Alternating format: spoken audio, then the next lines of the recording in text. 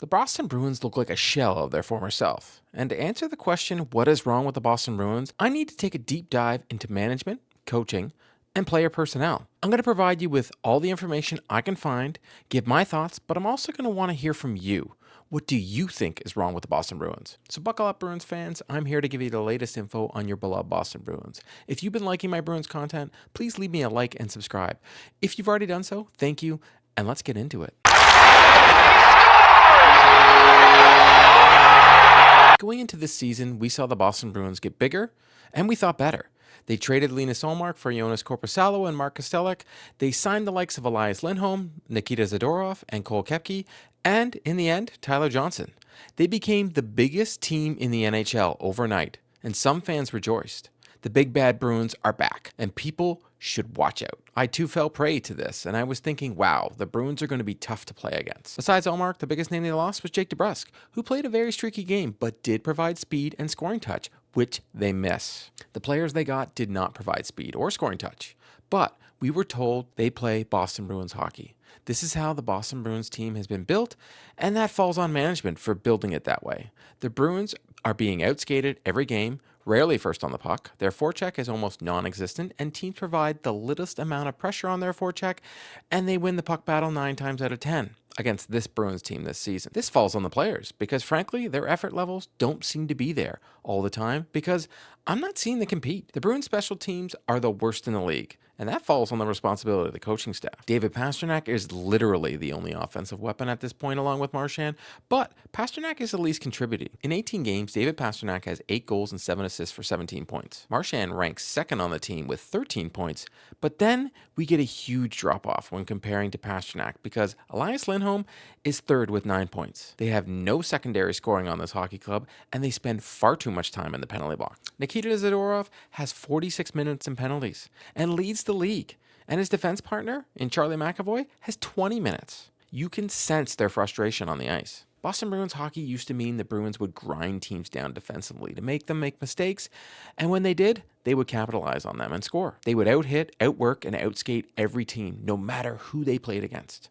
So far this season, we have seen some glimpses of that, but only for a couple periods and never in back-to-back games. At the time of this recording, the Bruins are 8-8-2 and sit third in the Atlantic with 18 points. But they've also played 18 games. Teams behind them with 17 points are Tampa and Ottawa, who have only played 15 or 16 games, and frankly are playing a lot better hockey right now than the Bruins. The Bruins currently have the same winning percentage as the Buffalo Sabres. Yes, there is a lot of new faces, and the team needs to gel. But we're almost at the Thanksgiving break, and if they're not gelling yet, then this team is in a big problem. So how did we get here? Well, the team we see before us was drafted or signed by Don Sweeney and the Bruins management. Cam Neely has a lot to say as well, and on how this team has been built and constructed over the years. I personally feel he has let the game pass him by at this point, and it's time for a change. Let's look at the drafting first, though, because people always say the Bruins are bad at drafting players. They're always last in the prospect rankings, so that must mean they're bad at drafting, right? Well, let's look at that. Let's look at Don Sweeney's hits since he's become the GM. Jake DeBrusk, Brandon Carlo, Jeremy Lauzon, Dan Vladar, Charlie McAvoy, Trent Frederick, Ryan Lindgren, Urho Vakanainen, Jeremy Swayman, Jakub Blauko, John Beecher, Mason Lowry, and Matthew Poitras. So, out of the 15 players that he has drafted since he's become the GM, 13 of them have played regular in the NHL. That's 22.4%. And that's with only 4 picks in the top 20. The highest he's ever been able to draft is 13. One since 2021, which was Poitras. 7 of these 13 are still on Boston. That's 53.8%. Well, I guess Poitras just got sent down to the minors, but he's still on the team. That means the Boston Bruins traded away or let walk away 6 of these players. How does this compare to draft records of Cup winners since 2015? And believe me when I say this, I was far more generous with their picks. So, were their players worse than Studnicka? Pretty much on every count. Florida, out of the 68 players they drafted, only 9 made it in the NHL. That's 13.2%. 5 top 15 picks too. 1 since 2021. 3 of the 9 are on Florida right now. Then we have Vegas. Now, I have Vegas on here, but let's be honest here. Vegas just gets rid of everybody. Out of the 54 picks they've had, 10 are still on the roster. But it's better than Florida at 18.5%. 5 top 20 picks. 1 since 2021, which was Zach Dean. I don't even know who that guy is. 4 out of the 10 are currently on the Vegas roster. Then we look at the Colorado Avalanche. 10 out of the 61 that they've picked So that's 16.4%. 4 top 10 picks, though. 1 since 2021. Callum Ritchie. And then you have 4 out of the 10 still on the roster. Then we look at the Tampa Bay Lightning. Now, everybody always looks at them and says they're all homegrown talent.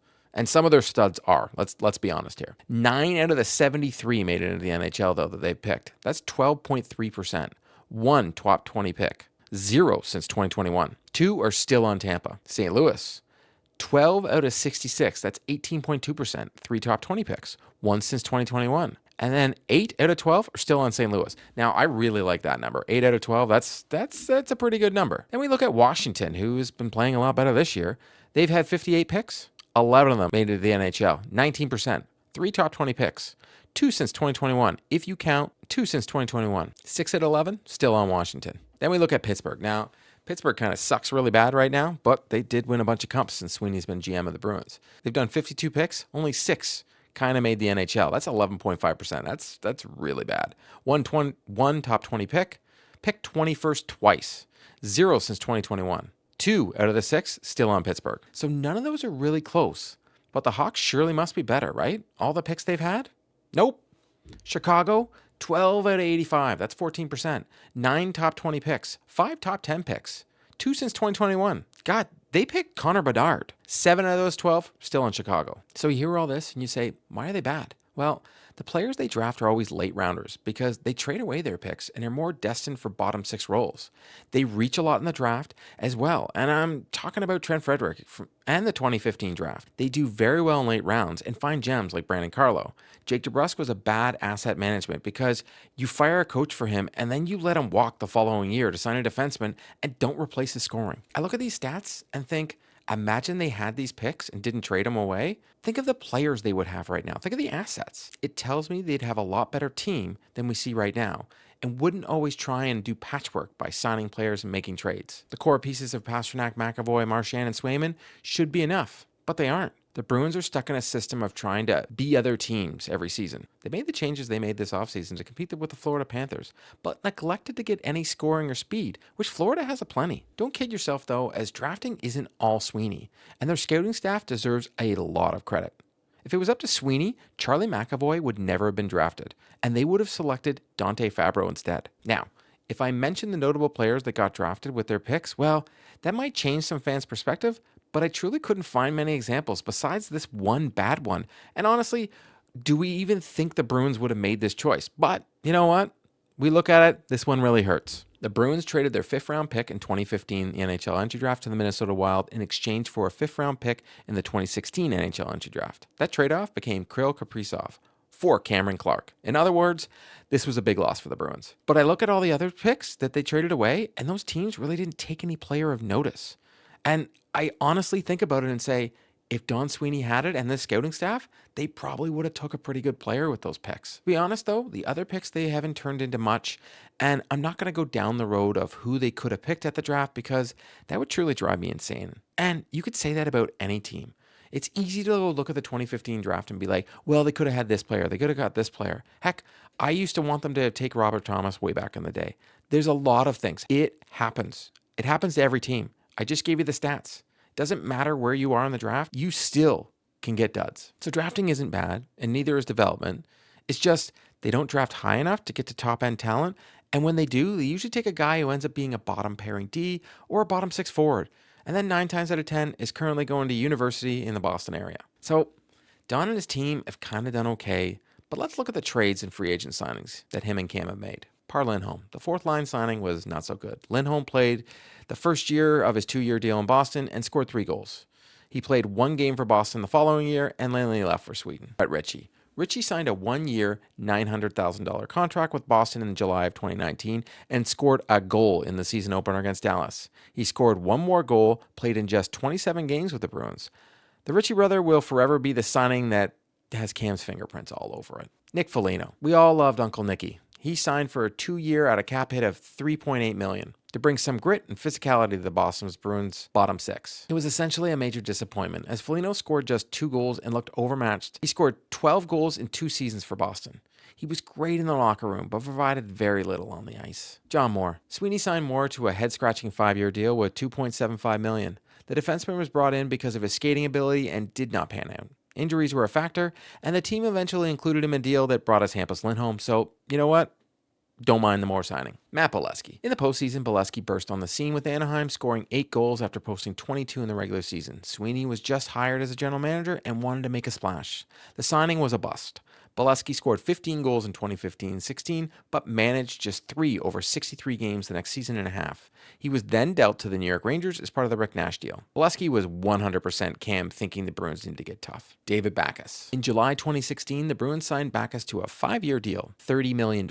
Backes provided excellent leadership and was well respected by the team. However, in his first year, when he tallied 17 goals, it was downhill from there. The acquisition of Backes was probably 3 or 4 years too late. Eventually, the Bruins traded Backes while retaining some of his salary as part of the deal for Ondrej Kase. You know what? I liked Backes, but it's true. Like, he was another guy that came out and was like, I didn't really like Cassidy. Well, I don't think you didn't like Cassidy because he saw that you weren't a good hockey player anymore. These are just facts. Tim Schaller.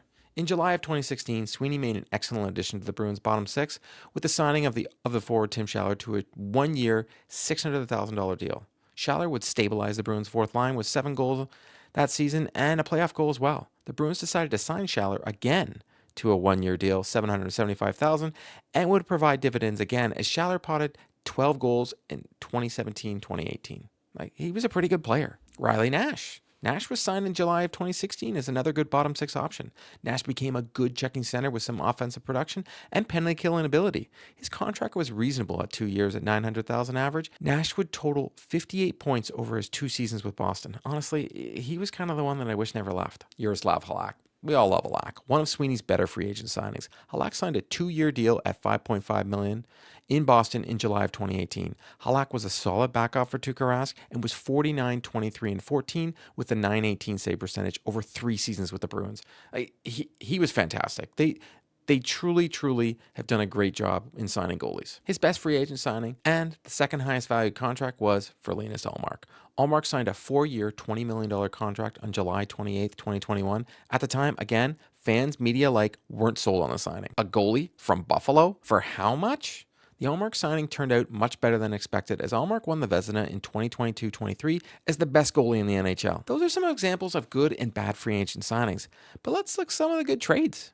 Looking for a top 6 forward at the 2021 trade deadline, Sweeney swung and landed one of the top available forwards when he acquired Taylor Hall and Curtis Lazar from Buffalo for Anders Bjork and Boston's 2021 second-round pick. Not only was Hall a much-needed addition, but Lazar turned out to be a key part for the deal as he added energy and spark to the fourth line. Honestly, let's look at this. Sweeney stole Hall from Buffalo and will probably go down as the best trade he has ever made. At the trade deadline in March of 2022, the Bruins had several needs to improve the roster for a playoff run. One of those top needs was to address the defense. So he sent Moore and Vakanainen, along with the Black and Gold's 2021 first-round pick and their 2023 second-round pick and their 2024 second-round pick to Anaheim for left-shot defenseman Hampus Lindholm and Cody Curran. Now, Lindholm has been fantastic, and the fact that he just got injured recently just sucks. Steal of a deal. Vakanainen's still playing in the NHL right now, but he just never really filled into being a Bruin. In February 2019, the Bruins sent Ryan Donato and the Bruins' 2019 fifth-round pick to the Minnesota Wild for Coyle. Settling in third-line center behind Patrice Bergeron and David Krejci, Coyle, Johansson, and Heinen found chemistry. Oh man, how I miss Heinen. Now, this trade some people might think is good because we got Carlo, but I disagree. In one of the very first moves ahead of the 2015 NHL entry draft, Sweeney began shuffling pieces out of Boston to collect draft picks. Sweeney sent defenseman Dougie Hamilton to the Calgary Flames in exchange for a 2015 first-round draft pick and a pair of second-round picks. The 15th pick in the 2015 draft and the final 3 consecutive picks in the opening round.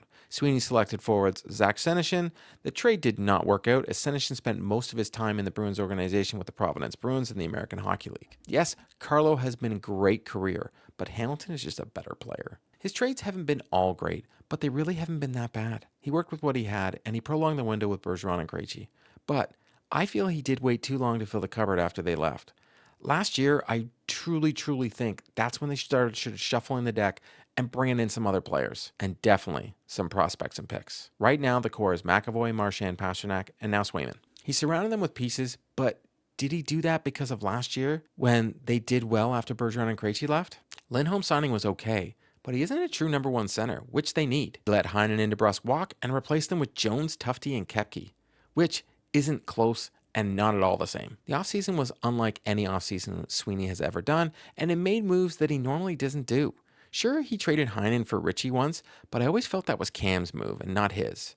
This summer feels like Cam's moves all over again. It was Cam that fired Cassidy, not Sweeney. Cam has a lot more pull than we give him credit for, and he keeps sticking around while Don Sweeney had to fire 2 coaches and take all the blame from us fans. That brings us to this year's roster, which is a lot bigger, tougher, but so much slower than the team they've had and put on the ice in years. They're getting outworked night after night and can't put up with any team that puts on a strong forecheck. Last year, they had the likes of Heinen, DeBrusk, and Marchand pre-surgery that could skate with pace. This year, they have Lowry and so far Pasternak, but everyone else looks like they're dragging their feet and skating in quicksand. Sweeney brought in Tyler Johnson to add speed and skill, but it's hard to add that when no one else can keep up. When you look at the other rosters around the Atlantic, for example, for the first time, I asked myself, after Pasternak, Marchand, and McAvoy, whose roster is better? And my answer is Ottawa, Toronto, Florida, Tampa. Like, you pick it.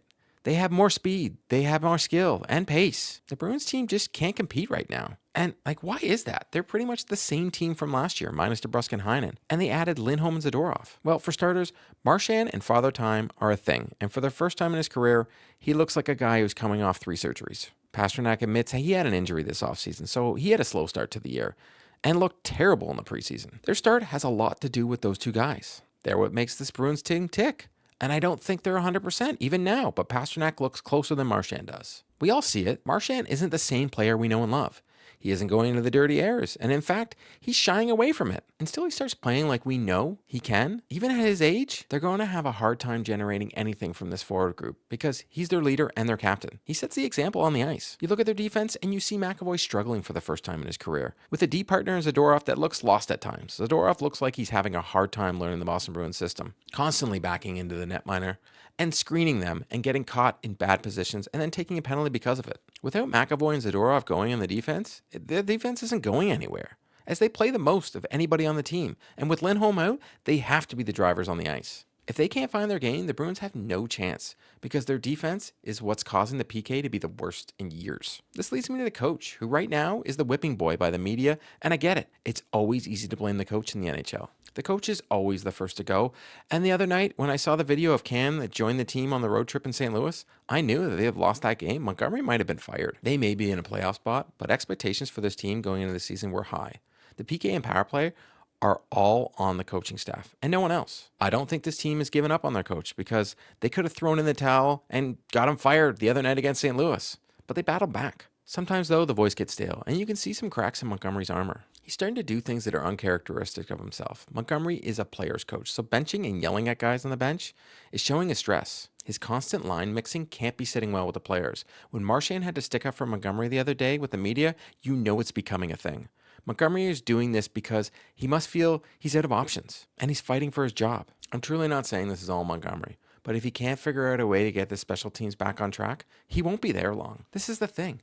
I don't think it's one thing that is causing this Bruins team to self-implode. It's a bunch of things causing this team to fail night after night. Lindholm was brought in because they kept saying he would be the perfect Bruin. And he truly hasn't played bad, but he is what he is, a 2-way second-line center. So, he's just another piece. The players that need to step up aren't. And what do you expect the rest of the guys to do when they would be bottom 6 players on any other team, but are being made to be more on the Boston Bruins? Swayman stopped 30 shots the other night, but the Bruins still lose the hockey game, and embarrassing fashion to Dallas. Their goaltending really hasn't been the best, but it's truly their defense that has been terrible and their forecheck from their forwards that has been non-existent. Both Korpisalo and Swayman are being hung out to dry night after night. The 2 games where the Bruins played their game, both goalies get a shutout. There's a good team there, but maybe they need a kick in the butt to wake them up. I just don't see firing their coach is going to change any of them unless McAvoy and Marchand are able to shake off the cobwebs and play to their potential. They're not making a big trade to turn things around. And if they do make trades, it's going to be a fire sale and they're going to be moving guys out. They need to work with what they have because those are the cards they have been dealt. Plus, honestly, their assets, they aren't as good as we think they are. Looking at this roster right now and the way they're playing, I don't see how they make the playoffs. I want to hear from you, though. What is the answer to the Boston Bruins issues? That's a wrap on today's video. To stay up to date on all the news surrounding the Boston Bruins, please subscribe and drop me a like. If news breaks surrounding the Boston Bruins, be sure to check out the channel. If you've already subscribed to the channel, thank you, and I'll see you next time.